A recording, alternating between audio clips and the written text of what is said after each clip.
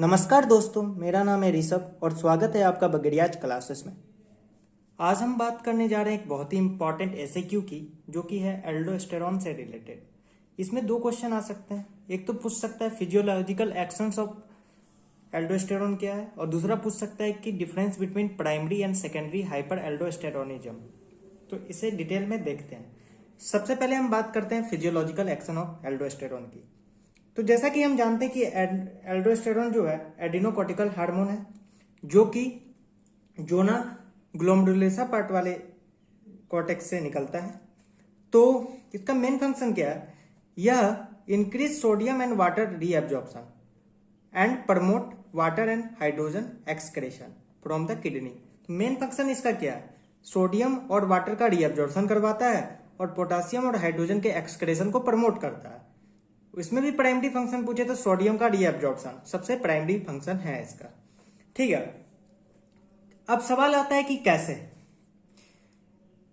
तो यह एक्ट करता है पी सेल पर, जिसे हम प्रिंसिपल सेल कहते हैं of collecting duct and DCT of kidney. यानी कि पी सेल पे यह टारगेट करता है और सोडियम के रीएब्जॉर्प्शन को प्रमोट करता है। इसका डिटेल के बारे में तुम पढ़ोगे एक्सक्रेटरी सिस्टम में। It increase the number of sodium channel, और साथ ही साथ यह क्या कर रहा है? सोडियम चैनल के नंबर को बढ़ा रहा है। अब ज्यादा से ज्यादा सोडियम चैनल होंगे तो क्या होगा? सोडियम का रीएब्जॉर्प्शन प्रमोट होगा। साथ ही साथ यह क्या कर रहा है? It stimulate sodium potassium ATPase activity. साथ ही साथ यह सोडियम पोटासियम के एटीपेज जो है उसकी एक्टिविटी को भी बढ़ा रहा है। यानी कि सोडियम पोटासियम पंप की एक्टिविटी को यह बढ़ा रहा है। और सोडियम पोटासियम पंप का क्या काम होता है? सोडियम को रीअब्जॉर्ब करवाना और पोटासियम का एक्सक्रेशन करवाना। ये इंपॉर्टेंट बात है।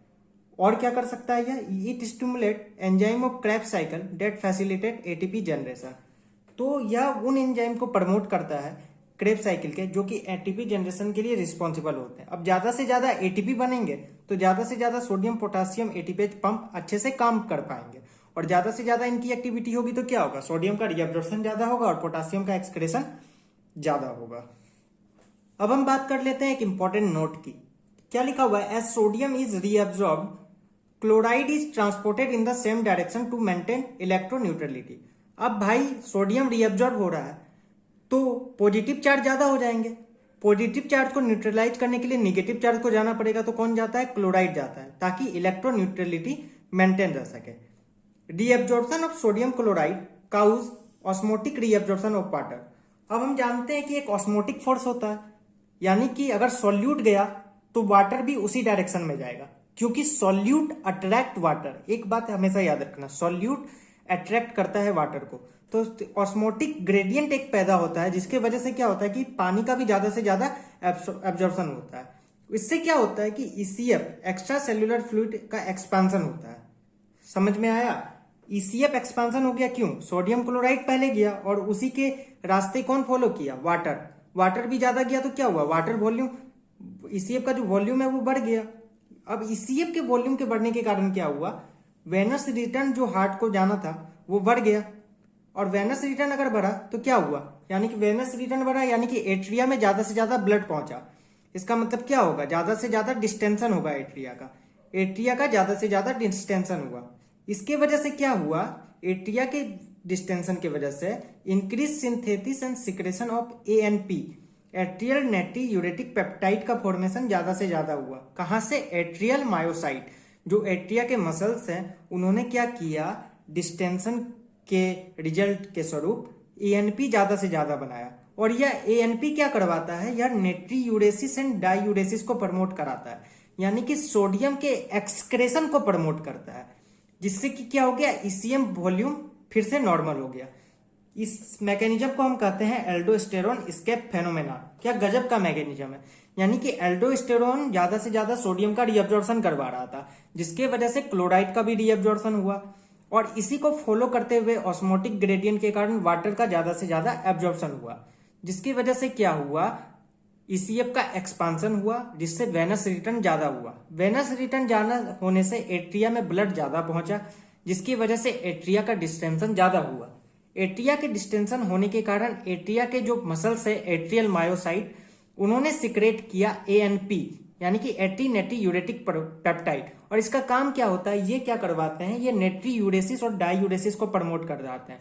ज्यादा से ज्यादा सोडियम का एक्सक्रेशन हुआ और ज्यादा से ज्यादा वाटर का एक्सक्रेशन हुआ। इससे क्या हुआ, इससे वॉल्यूम फिर से नॉर्मल हो गया और होम्योस्टेटिक मैकेनिज्म हमारा काम किया।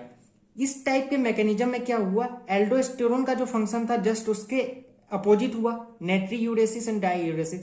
इसीलिए हम इस फेनोमेना को कहते हैं एल्डोस्टेरोन एस्केप फेनोमेना। अब आ जाते हैं हम अपने सेकेंड टॉपिक के तौर पे, जो कि है डिसफंक्शन ऑफ एल्डोस्टेरोन। एल्डोस्टेरोन में अगर कोई गड़बड़ी हुई तो क्या हो सकता है, या तो हाइपर सिक्रेशन हो सकता है या तो हाइपो सिक्रेशन हो सकता है। हाइपर सिक्रेशन का क्या मतलब हुआ, एल्डोस्टेरोन ज्यादा से ज्यादा बनने लगेगा। हाइपो सिक्रेशन का क्या मतलब हुआ, एल्डोस्टेरोन कम बनेगा। ये किससे एसोसिएटेड होता है, एड्रिनल इनसफिशियंसी, यानी कि एड्रिनल ग्लैंड अच्छे से काम नहीं कर पा रहा, इनसफिशियंसी। तो इसमें क्या हो जाएगा, हाइपो सिक्रेशन ऑफ एल्डोस्टेरोन हो जाएगा।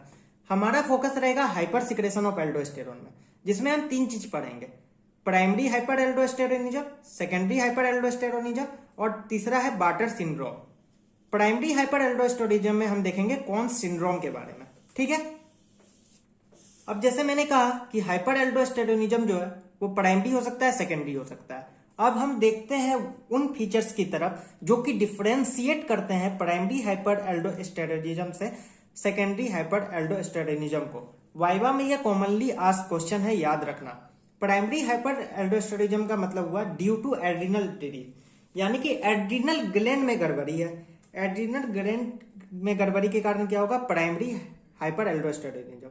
जबकि सेकेंडरी हाइपर एल्डोस्टेरोनिज्म में क्या हो रहा है, due to activation of RAS, renin angiotensin aldosterone system का एक्टिवेशन हो रहा है। याद रखना मेरी बात, इसमें क्या हो रहा है, रास का एक्टिवेशन हो रहा है। इसमें क्या हो रहा है, एक्टिवेशन रास का नहीं हो रहा है, इसी वजह से रेनिन का सिक्रेशन कम मिलेगा, जबकि इसमें रेनिन का सिक्रेशन ज्यादा मिलेगा, क्योंकि इसमें रास का एक्टिवेशन हो रहा है। यानी कि एक्टिवेशन ऑफ रास एक इंपॉर्टेंट फीचर है डिफरेंशिएट करने में। और क्या है, इसमें एडिमा यूजुअली अब्सेंट होता है, जबकि इसमें एडिमा यूजुअली प्रेजेंट होता है। काउजेज की बात करें, प्राइमरी हाइपर एल्डोस्टेरोनिज्म से कौन कौन एसोसिएटेड है, Conn syndrome, adrenal hyperplasia, adrenal carcinoma. Conn syndrome जो होता है यह मेजर काउज होता है प्राइमरी हाइपर एल्डोस्टेरोनिज्म का, पहला बात। दूसरा एड्रिनल हाइपरप्लेजिया। हाइपरप्लेजिया का क्या मतलब होता है, नंबर ऑफ सेल का बढ़ जाना, यानी कि सेल्स ज्यादा बन गए, उसके वजह से एल्डोस्टेरोन का ज्यादा से ज्यादा सिक्रेशन होने लगा। तीसरा कारण है मैलिग्नेंसी, कार्सिनोमा। कार्सिनोमा का मतलब होता है tumour arise from epithelial gland. Epithelial cells से अगर कोई ट्यूमर ओरिजिन हो रहा है तो उसे हम कार्सिनोमा कहते हैं, जबकि मीजेनकाइमल ओरिजिन अगर कोई ट्यूमर का होता है तो उसे हम सार्कोमा कहते हैं। ये इंपॉर्टेंट बात है। अब सेकेंडरी हाइपर एल्डोस्टेरोनिज्म की क्या क्या काउज हो सकते हैं, congestive heart failure, cirrhosis of liver, nephritic syndrome. याद रखना मेरी बात, ठीक है। प्राइमरी हाइपर एल्डोस्टेरोनिज्म में मैंने कहा कि मेजर काउज क्या है, कॉन सिंड्रोम। अब देखते हैं ये कॉन सिंड्रोम भला क्या है। Major cause of primary hyper aldosteronism, पहली बात। दूसरा क्या है, occurs due to adenoma of zona glomerulosa of adrenal cortex. Zona glomerulosa वाले पार्ट में क्या हो रहा है, एडिनोमा हो रहा है। एडिनोमा भी क्या है, ट्यूमर है, जो कि अराइज होता है ग्लैंड्यूलर एपिथेलियम से, ठीक है। ये डिटेल में तुम पैथोलॉजी में पढ़ोगे सेकेंड ईयर में। इसके फीचर्स क्या है कॉन सिंड्रोम के, हाइपरटेंशन। हाइपरटेंशन भला क्यों हो रहा है, क्योंकि सोडियम ज्यादा से ज्यादा रिटेंशन हो रहा है भाई। एल्डोस्टेरोन ज्यादा से ज्यादा बनेंगे तो सोडियम का रीअब्जॉर्प्शन ज्यादा करवाएंगे ना। साथ ही साथ मसल वीकनेस एंड फैटिक हो रहा है। ऐसा क्यों हो रहा है, क्योंकि पोटासियम का डिप्लीशन हो रहा है, क्योंकि पोटासियम एक्सक्रेशन बढ़ जाएगा। एल्डोस्टेरोन का क्या काम था, सोडियम का रीअब्जॉर्प्शन करवाना, पोटासियम का एक्सक्रेशन करवाना। साथ ही साथ मसल में क्या होता है, पोटासियम सबसे ज्यादा मिलता है, इसीलिए अगर पोटासियम कम होगा तो मसल का वीकनेस होने लग जाएगा। पॉलीयूरिया। पॉलीयूरिया क्यों हो रहा है भाई, due to impairment of urinary concentrating ability. Urine अब कंसंट्रेट नहीं हो पाएगा ना, ज्यादा से ज्यादा एब्जॉर्ब हो गया सोडियम, तो ज्यादा से ज्यादा क्या होगा, कंसंट्रेशन जो मैकेनिज्म है यूरिन का वो डिसरप्ट हो जाएगा, इसीलिए पॉलीयूरिया देखने को मिलता है। इंपॉर्टेंट बात है, सोडियम और इसका रीअब्जॉर्प्शन तो करवा रहा है, लेकिन पॉलीयूरिया को यह प्रमोट करेगा। इंपॉर्टेंट बात है, याद रखना। लेफ्ट फाइंडिंग हमें क्या मिलेगा, पोटासियम का लेवल कम मिलेगा, ऑब्वियसली सोडियम का लेवल क्या होगा, बढ़ जाएगा। प्लाज्मा रेनिन का लेवल कम मिलेगा, क्योंकि ये प्राइमरी हाइपर एल्डोस्टेरोनिज्म है। सेकेंडरी हाइपर एल्डोस्टेरोनिज्म में क्या होता है, प्लाज्मा रेनिन ज्यादा मिलेगा, मेटाबॉलिक एल्कलोसिस हो जाएगा, ठीक है। एक इंपॉर्टेंट बात है। अब हम थोड़ा सा मैकेनिज्म की तरफ देख लेते हैं कि प्राइमरी हाइपर एल्डोस्टेरोनिज्म और सेकेंडरी हाइपर एल्डोस्टेरोनिज्म को हम कैसे डिफरेंशिएट कर सकते हैं। देखो, एल्डोस्टेरोन का सिक्रेशन बढ़ रहा है एडिनल कॉर्टेक्स से, किस वजह से? Primary hyper aldosteronism. या तो कौन सिंड्रोम हो गया, या तो एडिनल हाइपरप्लेजिया हो गया, या तो क्या हो गया, एडिनोकार्सिनोमा हो गया। ये सब क्या करवा देगा? एल्डोस्टेरोन सिक्रेशन को बढ़ा देगा। ठीक है, पहली बात। अब एल्डोस्टेरोन ज्यादा से ज्यादा बनेगा तो क्या होगा? Reabsorption of sodium from kidney ज्यादा से ज्यादा होगा। सोडियम का रीएब्जॉर्प्शन ज्यादा से ज्यादा होगा तो क्या होगा? ऑस्मोटिक ग्रेडियंट के कारण वाटर का भी रीएब्जॉर्प्शन ज्यादा से ज्यादा होगा, जिसकी वजह से ईसीएफ वॉल्यूम बढ़ जाएगा। अब ईसीएफ वॉल्यूम बढ़ जाएगा तो किडनी क्या करेगा? रेनिन को कम रिलीज करेगा, क्योंकि रेनिन कब रिलीज होता है? जब ईसीएफ वॉल्यूम कम होता है। यहां तो ईसीएफ वॉल्यूम बढ़ गया तो रेनिन क्या हुआ? कम निकला, जिसकी वजह से क्या हुआ? No activation of RAS, renin angiotensin no aldosterone axis का एक्टिवेशन नहीं हुआ। ये इंपॉर्टेंट बात है, इसीलिए यहाँ पे एडिमा नहीं देखने को मिलता है, यानी कि रास का एक्टिवेशन एडिमा से एसोसिएटेड होता है। दूसरी तरफ हम देखें तो congestive heart failure, cirrhosis of liver, ये सब क्या करवाया? इसमें क्या होता है? ईसीएफ वॉल्यूम कम हो जाता है। ठीक है, ईसीएफ वॉल्यूम कम होता है तो रेनिन का रिलीज ज्यादा होता है। ठीक है, रेनिन का रिलीज ज्यादा होने से क्या हुआ? एल्डोस्टेरोन का भी सिक्रेशन ज्यादा से ज्यादा हुआ। अब एल्डोस्टेरोन का सिक्रेशन ज्यादा से ज्यादा हुआ तो सोडियम का रीएब्जॉर्प्शन किडनी से ज्यादा होगा। इसमें क्या हो रहा है? एक्टिवेशन ऑफ रास हो रहा है। इंपॉर्टेंट बात है, renin angiotensin aldosterone axis activate हो रहा है। यहाँ किस पे प्राइमरी अटैक हुआ? एल्डोस्टेरोन के सिक्रेशन पे, जबकि यहाँ पे ईसीएफ वॉल्यूम कम हुआ और उसके रिजल्ट में क्या हुआ? रेनिन का रिलीज ज्यादा हुआ। इंपॉर्टेंट बात है। अब हम अंतिम सिंड्रोम की तरफ आते हैं, जिसे हम बार्टर सिंड्रोम कहते हैं।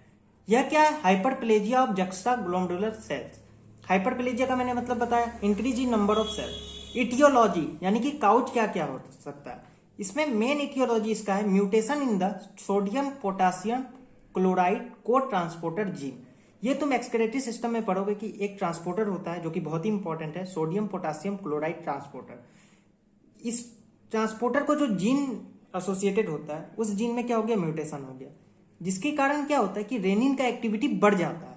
अब रेनिन का एक्टिविटी बढ़ गया तो एल्डोस्टेरोन का सिंथेसिस ज्यादा से ज्यादा होने लगता है। ठीक है, तो इसमें क्या फीचर्स मिलेंगे? एल्डोस्टेरोन ज्यादा से ज्यादा बन रहा है तो उस तरह सोचो, पोटासियम क्या हो जाएगा? कम हो जाएगा। कैल्शियम जो यूरिन में है ज्यादा मिलेगा, इसे हम कहते हैं कैल्सी यूरिया। और बीपी क्या रहेगा? नॉर्मल रहेगा। साथ ही साथ यह एडिमा से एसोसिएटेड नहीं होता है। इंपॉर्टेंट बात है, यानी कि यह सेकेंडरी हाइपर एल्डोस्टेरोनिज्म है, फिर भी यह एडिमा से एसोसिएटेड नहीं होता है। इंपॉर्टेंट बात है। Thank you for watching videos. अगर वीडियो अच्छा लगा तो please like, share and subscribe. Thank you. मिलते हैं नेक्स्ट वीडियो में।